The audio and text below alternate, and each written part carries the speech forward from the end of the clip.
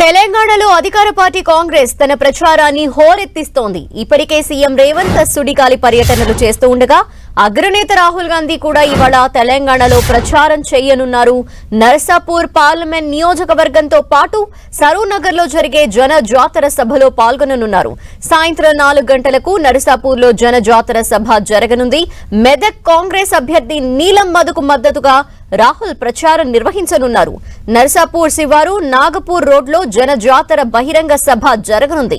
ఇప్పటికే హస్తం పార్టీ సభ ఏర్పాట్లు పూర్తి చేసింది. మంత్రి కొండా సురేఖ ఈ బహిరంగ సభ ఏర్పాట్లు పర్యవేక్షించారు. మాజీ ముఖ్యమంత్రి కేసీఆర్ ఇలాకాలో తమ సత్తా చాటాలని కాంగ్రెస్ పార్టీ రాహుల్ సభని ఏర్పాటు చేసింది. జన జాతర సభకు భారీగా జన సమీకరణ చేయనున్నారు కాంగ్రెస్ నేతలు.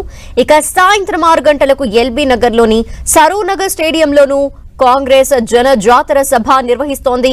ఈ సభకు రాహుల్ గాంధీతో పాటు సీఎం రేవంత్ రెడ్డి కూడా పాల్గొంటారు. ఇందుకోసం ఏర్పాట్లు పూర్తి చేశారు కాంగ్రెస్ నేతలు. మరోవైపు ఎల్లుండి కాంగ్రెస్ అగ్ర నాయకురాలు ప్రియాంక గాంధీ కూడా తెలంగాణకు వస్తున్నారు.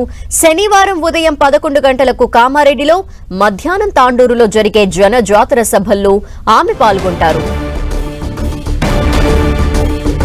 మరిన్ని డీటెయిల్స్ మా ప్రతినిధి ప్రతాప్ అందిస్తారు. ప్రతాప్, ధనలక్ష్మి, ఎల్లుండితో ప్రచార పర్వం, పార్లమెంట్ ఎన్నికల ప్రచార పర్వం ముగుస్తున్న నేపథ్యంలో కాంగ్రెస్ పార్టీకి సంబంధించి అగ్రనేతలంతా కూడా ప్రచార పర్వంలో దిగారని చెప్పుకోవచ్చు. ఈ రోజు రాహుల్ గాంధీ రాబోతున్నారు. ఈ రోజు తెలంగాణలో ముఖ్యంగా మెదక్ పార్లమెంట్ పరిధిలో నర్సాపూర్ లో భారీ బహిరంగ సభ నిర్వహిస్తారు. భారీ బహిరంగ సభకు రాహుల్ గాంధీతో పాటు సీఎం రేవంత్ రెడ్డి ఇద్దరు కూడా హాజరయ్యి కాంగ్రెస్ పార్టీ అభ్యర్థి నీలం మధు తరఫున కూడా ప్రచారం చేయనున్నారు. ముఖ్యంగా మెదక్ సంబంధించి కూడా గతంలో కాంగ్రెస్ పార్టీ ప్రశ్నాత్మకంగా తీసుకొని చెప్పుకోవచ్చు. గతంలో మెదక్ నుంచి ఇందిరాగాంధీ గెలిచింది కాబట్టి ఈసారి మళ్ళీ రిపీట్ చేయాలి, ఖచ్చితంగా మెదక్ పార్లమెంట్ సీట్ ను గెలవాలని చెప్పేసి కాంగ్రెస్ పార్టీ ఆలోచన చేస్తుంది. అందులో భాగంగానే నర్సాపూర్ లో బహిరంగ సభ పెట్టి కాంగ్రెస్ పార్టీ సెంటర్ లో వస్తే ఏం చేస్తుందనే అంశానికి సంబంధించి రాహుల్ గాంధీ ప్రధానంగా ప్రచారం చేయనున్నారు. ముఖ్యంగా 5 న్యాయ గ్యారంటీస్ తోటి ఇప్పటికే ప్రజల్లోకి వెళ్తున్న నేపథ్యంలో వీటితో పాటు తెలంగాణ కూడా ప్రత్యేకంగా కొన్ని హామీలు కూడా ఇవ్వడం జరిగింది. 23 హామీలు. వీటితో పాటు బీజేపీ కనుక వస్తే ఈసారి కేంద్రంలో వస్తే రిజర్వేషన్లు తొలగించే ప్రమాదం ఉంటుందని ఒక ప్రచారాన్ని కూడా కాంగ్రెస్ పార్టీ చేస్తుంది. ఆ ప్రచారాన్ని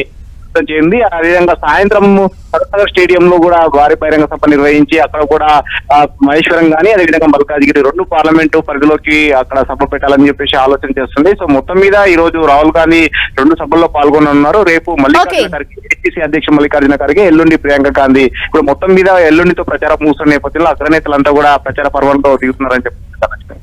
థ్యాంక్ యూ ప్రతాప్.